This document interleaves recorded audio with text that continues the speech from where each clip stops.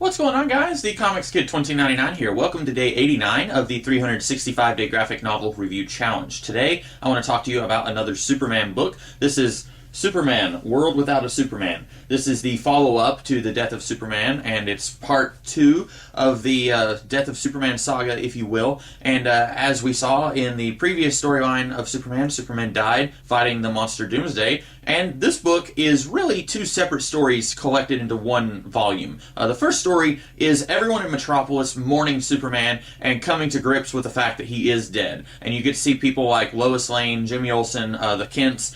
We get to see them actually coming to terms with the fact that he is dead. The Kents, they go for a little while thinking, well, surely he's not dead. He's Superman. Nothing can kill him. And then we finally get to see them come to this realization that, yeah, he is dead. And a lot of that stuff is really tragic. Even going into this knowing that Superman is going to come back in the next volume, it's still really tragic getting to see people like Lana Lang and Lois and all these people just falling down on their knees and crying. That's really well done stuff. Now, I will say, it goes on a little long.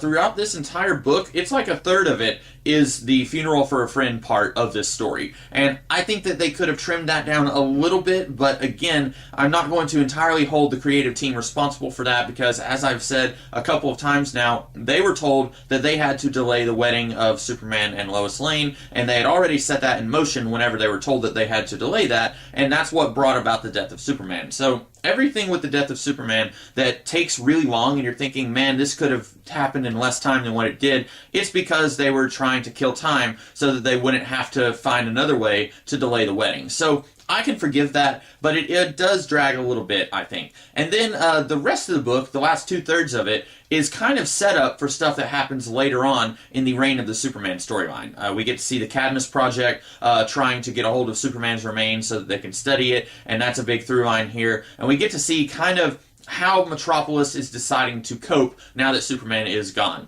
We get to see Jose Delgado resume his activities as gangbuster. We get to see Bippo. He decides that he's going to try and do his part to honor Superman's memory. We get to see a lot of stuff like that, which is okay, but again, I think that it does drag on a little bit long. Overall, I really like this book a lot more than Death of Superman. Death of Superman was obviously necessary to tell this story, but this one actually has a semblance of a plot, and what plot is there is really good, and it's really heart-moving. It definitely pulls on your heartstrings, and then, sure, there's a lot of setup for stuff that happens later, but there's also a lot of good stuff here that's worth reading that's not just set up for the Reign of the Superman.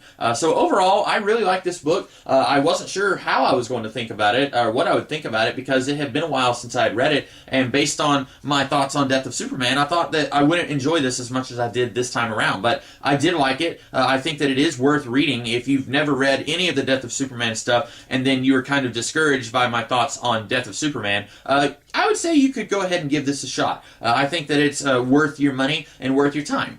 So those are my thoughts on Superman, World Without a Superman. I hope that you guys liked this video, and if you did, be sure to like, share, comment, and subscribe, and I will be back tomorrow with a different video. In the meantime, you guys have a great rest of the day. Catch you later.